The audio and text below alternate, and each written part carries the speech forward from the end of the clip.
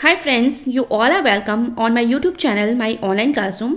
और आज इस वीडियो में जो चैप्टर मैं आपको एक्सप्लेन करने वाली हूँ ये है क्लास 8 का सोशल स्टडीज़ का हिस्ट्री पोर्शन है। ये चैप्टर 1 है, ये when where and how.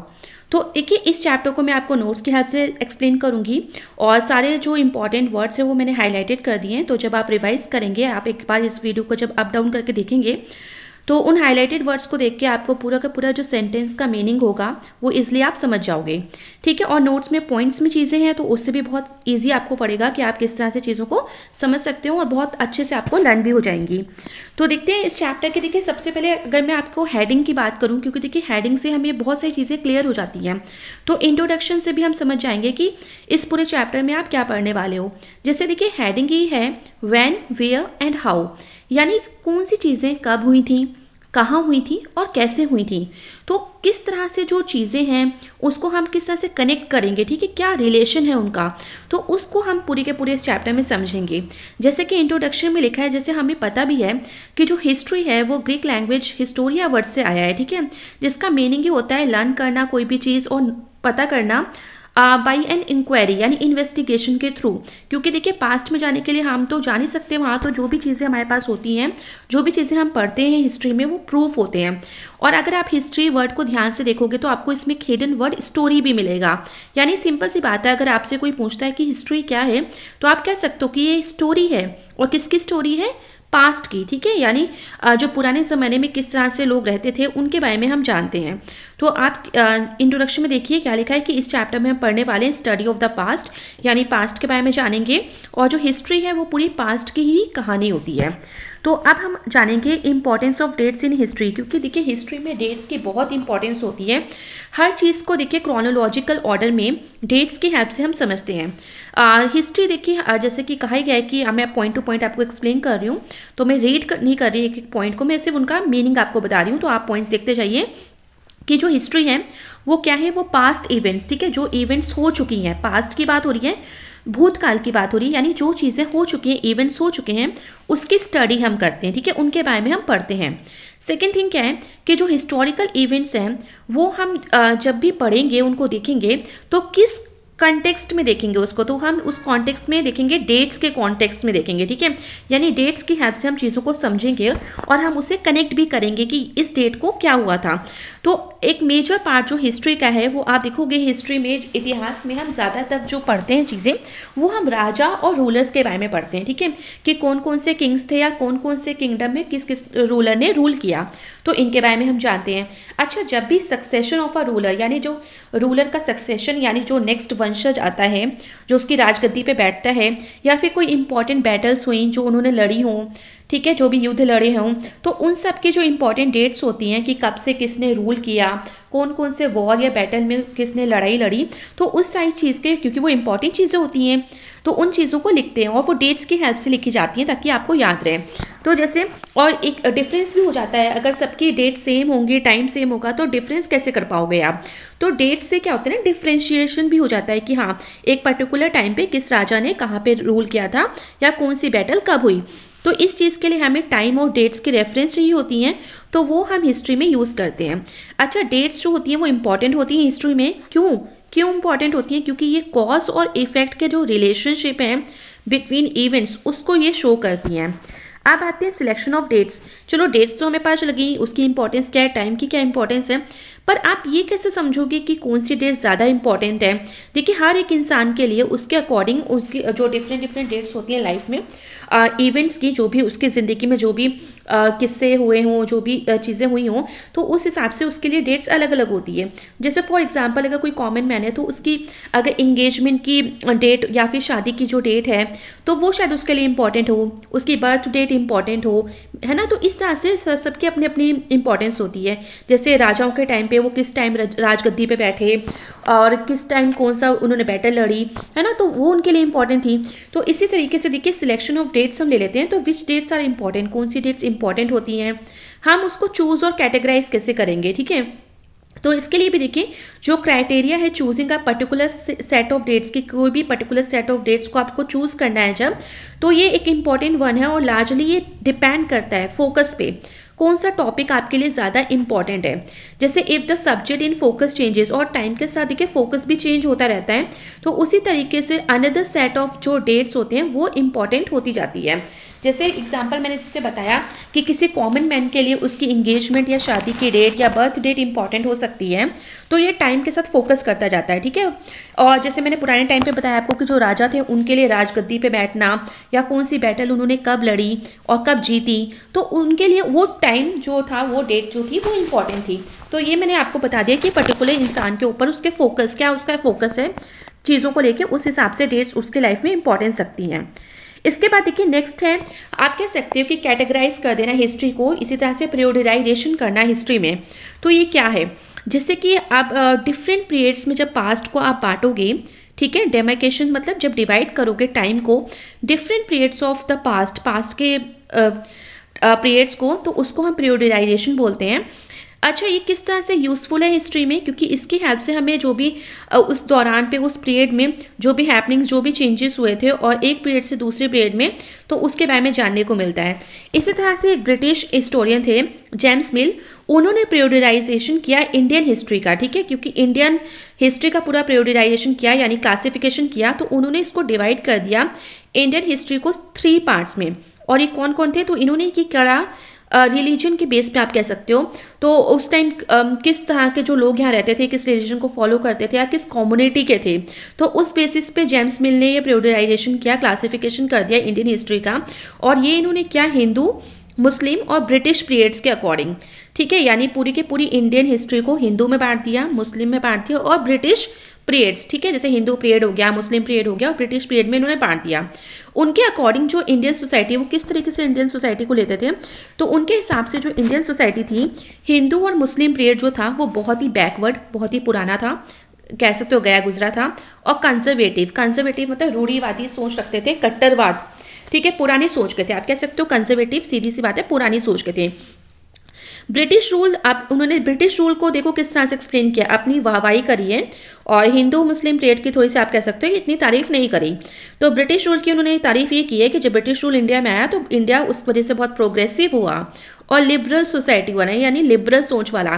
Conservative मतलब रूढ़िवादी सोच रखने वाला, जो था कि यहाँ घर में फैमिली सिस्टम जो है, महिलाओं को बाहर ना निकलने दिया जाए, उनको सिर्फ घर का काम करने के लिए ही रखा जाए, तो इस तरह की सोच को आप कह सकते हो कंजर्वेटिव सोच थी। लिबरल सोसाइटी में कि हाँ एकदम लिबरल रहो, सारे धर्म को एक तरह फॉलो करो, है ना, तो इस तरह से तो लिबरल सोसाइटी में कहा गया कि ब्रिटिश रूल जब आया तो इंडिया प्रोग्रेसिव भी हुआ और लिबरल भी बना। सम अदर हिस्टोरियंस, देखिए ये जेम्स मिल के अकॉर्डिंग था पीरियडाइजेशन, और भी जो हिस्टोरियंस थे उन्होंने इंडियन हिस्ट्री को कैसे बांटा या कैसे डिवाइड किया, ताकि, और ये डिवाइड इसलिए किया गया ताकि चीज़ों को पढ़ने में, सीखने में, समझने में थोड़ी सी सहूलियत हो जाए, इजी हो जाए, तो इसी वजह से इसको डिवाइड किया। देखिए होता है ना कि बायो में भी आपने देखा होगा क्लासिफिकेशन किया जाता है, तो चीज़ों को समझने के लिए बेहतर तरीके से, तो वो भी ये यहाँ भी वही चीज़ हुई है। तो यहाँ पे देखिए जो हिस्ट्री को डिवाइड किया वो क्या है, एंशियंट, मिडिवल और मॉडर्न पीरियड में। अब हम मॉडर्न इंडियन हिस्ट्री के बारे में पढ़ेंगे। देखिए मॉडर्न इंडियन हिस्ट्री में क्या था, बहुत सारी कंट्रीज़ ने, एक कंट्री ने जब दूसरी कंट्री के ऊपर कंट्रोल करना स्टार्ट कर दिया और उसके वजह से दूसरी कंट्री में जो पॉलिटिकल, इकोनॉमिक और सोशल और कल्चरल चेंजेस आए, उसको हम कॉलोनाइजेशन कहते हैं।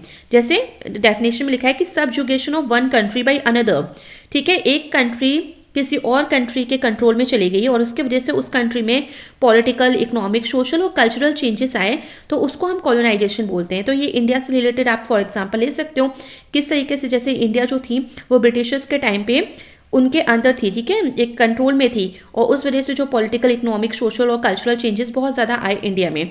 तो आप कह सकते हो कि इंडिया एक कॉलोनी थी, ठीक है, एक कॉलोनाइजेशन था वहाँ पे।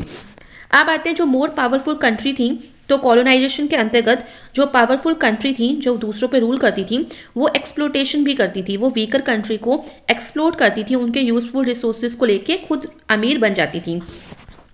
इसके बाद आते हैं नेक्स्ट हेडिंग पे, ये है colonial period and the sources of information. तो कॉलोनियल पीरियड में जो कंट्रीज दूसरी कंट्रीज पे रूल करती थी तो उसको हम पूरा कॉलोनियल पीरियड बोलते हैं। और उनके सोर्सेज ऑफ इंफॉर्मेशन क्या है कि अगर उन्होंने रूल किया था तो उस हमें कैसे पता चलता है क्या क्या सोर्सेज हैं। तो देखिए कोई डेर्थ नहीं है, ठीक है, डेर्थ मतलब कोई कमी नहीं है सोर्सेज ऑफ इंफॉर्मेशन की। बहुत सारे सोर्सेज ऑफ इंफॉर्मेशन है मॉडर्न पीरियड के। इनमें एडमिनिस्ट्रेटिव रिकॉर्ड्स मिल जाएंगे आपको, सर्वेज मिल जाएंगे, फोटोग्राफ्स मिल जाएंगे, लेटर्स मिल जाएंगे, government orders, official records etcetera.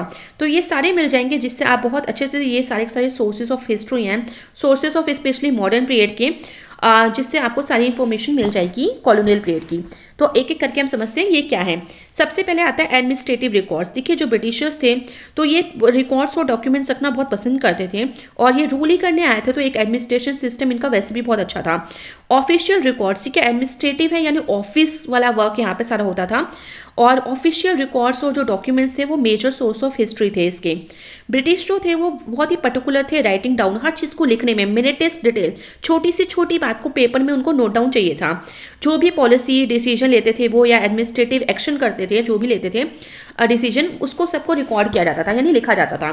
British जो थे वो मेंटेन करते थे पूरे के पूरे डॉक्यूमेंट्स को, स्ट्रिक्ट कंट्रोल भी करते थे, ठीक है। ऐसे नहीं कि लापरवाही से कोई भी चीज़ लिखी नहीं जा रही है, तो उसको पूरा कंट्रोल करते थे, स्ट्रिक्ट कंट्रोल था। और एडमिनिस्ट्रेटिव एक्शंस जो थे सबको, जो भी एडमिनिस्ट्रेटिव एक्शन लिया जाता था, कोई भी गवर्नर कोई एक्ट बनाता था तो उसको डॉक्यूमेंटेड, उसको लिखा जाता था।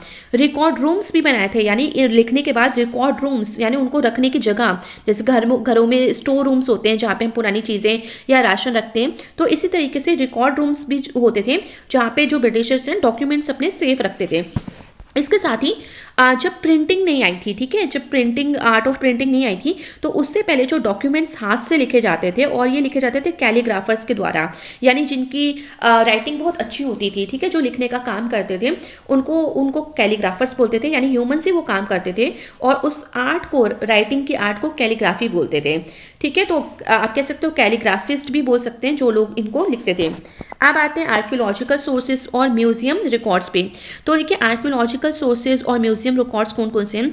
तो ब्रिटिश ने आर्काइव्स और म्यूजियम्स जो थे वो सेटअप किए थे। देखिए आर्काइव्स क्या हैं, अभिलेखाघर बोलते हैं इन्हें, जहाँ पे जो रिटन रिकॉर्ड्स हैं वो रखे जाते हैं। म्यूजियम्स में तो आपने देखा होगा बहुत सारी चीज़ें जो पुराने टाइम की होती हैं वो सब चीज़ें रखी जाती हैं, बट आर्काइव में जो है स्पेशली रिटन रिकॉर्ड्स रखे जाते हैं, यहाँ पे इंपॉर्टेंट रिकॉर्ड्स रखे जाते हैं। अच्छा, जो नेशनल आर्काइव है इंडिया की वो न्यू दिल्ली में सेटअप है।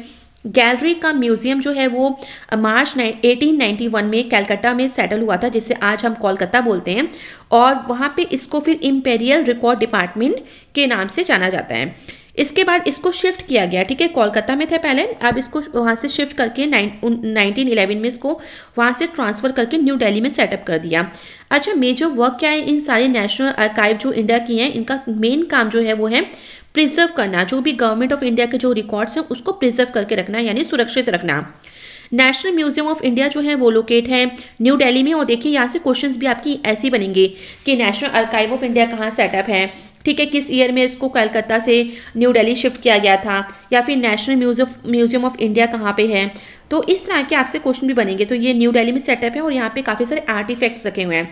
आर्टिफैक्ट्स मतलब जो अर्ली मैन ने जो भी चीज़ें अपने हाथों से बनाई थी, ठीक है, जैसे पेंटिंग हुई, पॉट्स हुए, वेपन्स हुए, टूल्स हुए, तो ये सारी चीज़ें, ठीक है, ज्वेलरी हुई, ये सारी चीज़ें जो उन्होंने बनाई थी उनको हम आर्टिफैक्ट्स कहते हैं। इसके बाद आते हैं सर्वेज एंड मैप्स। देखिए सर्वेज और मैप्स जो हैं वो भी एक अच्छे सोर्स ऑफ इन्फॉर्मेशन है कॉलोनियल पीरियड के। सर्वे का मतलब क्या होता है, सर्वे मतलब स्टडी करना, इन्वेस्टिगेट करना इंपॉर्टेंट फैक्ट्स को या फिगर्स को। अच्छा, ब्रिटिशर्स ने स्टार्ट किया था सर्वे करना इंडिया में, और उनके हिसाब से बहुत ज़रूरी था कि जहाँ भी आप रहो उस एरिया के बारे में आपको डिटेल नॉलेज होनी चाहिए उस जगह के बारे में, अगर आपको एक इफेक्टिव एडमिनिस्ट्रेशन चलाना है। तो वो लोग जब ये सर्वे करते थे तो सेंसस, ठीक है, एक सेंसस करते थे और ये हर 10 साल बाद करते थे। जैसे आज भी आपने देखा होगा इंडिया में जब सर्वे होता है या सेंसस होते हैं तो ये हर 10 ईयर्स के बाद होते हैं। और ये सेंसस जो होते हैं वो डिफरेंट चीज़ों के लेके डिफरेंट फील्ड्स में होते हैं। जैसे पॉपुलेशन को जानना है आपको उस एरिया के, या कितने लोग किस कास्ट के हैं इसको जानना है सर्वे के थ्रू आप जान सकते हो, रिलीजियंस हो या फिर कौन से लोग क्या ऑक्यूपेशन करते हैं। तो डिफरेंट फील्ड में डिफरेंट सर्वे होते हैं। जैसे देखिए बहुत सारे अलग सर्वे हैं, जैसे पॉपुलेशन सर्वे हो गया, बॉटनिकल सर्वे हो गया, फॉरेस्ट सर्वे हो गया कि कहाँ कितने जंगल बचे हैं हर एक, है ना, 10 साल बाद। आर्कियोलॉजिकल सर्वे हो गया, जियोलॉजिकल सर्वे हो गया, तो इस तरह से सर्वे किए जाते हैं। अच्छा, सर्वे ऑफ इंडिया जो सबसे पहले सेटअप हुआ इंडिया में, ये देहरादून में हुआ और 1767 में हुआ। इसको याद रखिएगा क्योंकि यहाँ से क्वेश्चन बनेगा। साथ ही सर्वे क्या होता है, सेंसस कितने साल बाद होते हैं और कितने टाइप्स के सर्वेज होते हैं, यहाँ से ये क्वेश्चन आपके बनेंगे। और इनसे फ़ायदा क्या होता है सर्वे से, तो वो आपको इस तरह से क्वेश्चन आपको मिलेंगे एग्जाम में। अच्छा, ये जो ऑफिशियल रिकॉर्ड्स जो अभी हमने पढ़े, इसकी शॉर्टकमिंग्स क्या थी, यानी कमियां क्या थी। तो कमी ये थी कि ब्रिटिशर्स ने ये अपने अकॉर्डिंग लिखे थे और सेव किए थे, तो इसमें उन्होंने सिर्फ अपने बारे में लिखा था, ऑफिसर्स रैंक और एडमिनिस्ट्रेटिव सिस्टम, इन सब के बारे में लिखा था। उन्होंने कॉमन पीपल, जो इंडिया के जो आम नागरिक थे, आम लोग थे, उनके बारे में कुछ नहीं लिखा था कि किस तरह से अपनी लाइफ को जीते थे। अदर सोर्सेज ऑफ इंफॉर्मेशन आप देखोगे तो वो भी यहाँ पे आपको नहीं मिलेंगे, सिर्फ आपको ऑफिशियल रिकॉर्ड्स मिलेंगे, बाकी कोई और चीज़ें नहीं मिलेंगी, सिर्फ वो कनेक्टेड है ऑफिशियल रिकॉर्ड से ही। अदर सोर्सेज ऑफ इंफॉर्मेशन पे आ जाते हैं। तो अदर सोर्सेज ऑफ इंफॉर्मेशन, तो यहाँ पे देखिए पहले तो हमने कॉलोनियल पीरियड का पढ़ लिया, बाकी हिस्ट्री को जानने के लिए हमारे पास अदर सोर्सेज ऑफ इंफॉर्मेशन भी हैं, जैसे लिटरेचर है, न्यूज़पेपर्स हैं, ऑटोबायोग्राफीज। जब कोई अपनी कहानी खुद लिखता है तो उसको ऑटोबायोग्राफीज कहते हैं। बायोग्राफीज जब कोई किसी और की कहानी को लिखता है, जीवन की कहानी को लिखता है, तो उसको हम बायोग्राफीज बोलते हैं। अकाउंट्स ऑफ ट्रैवलर्स, जो ट्रैवलर्स आए थे इंडिया में घूमने, तो उन्होंने भी कुछ किताबें लिखी हैं, तो उनके भी एक जो उन्होंने किताबें लिखी हैं उनको अकाउंट्स ऑफ ट्रैवलर्स कहते हैं, और वो भी अच्छे खासे हमारे पास प्रूफ हैं। मैनी प्लेस, स्टोरीज और जो बुक्स लिखी गई हैं वो भी अच्छे सोर्स ऑफ इन्फॉर्मेशन है। तो अब आते हैं लिटरेरी सोर्सेज पे। देखिए लिटरेरी सोर्सेज हमारे पास कौन कौन से हैं, तो देखिए बहुत सारी बायोग्राफीज हैं जो मॉडर्न पीरियड में लिखी गई ग्रेट पीपल के ऊपर। जैसे महात्मा गांधी की बायोग्राफी है जिसको विलियम शेरर ने लिखी।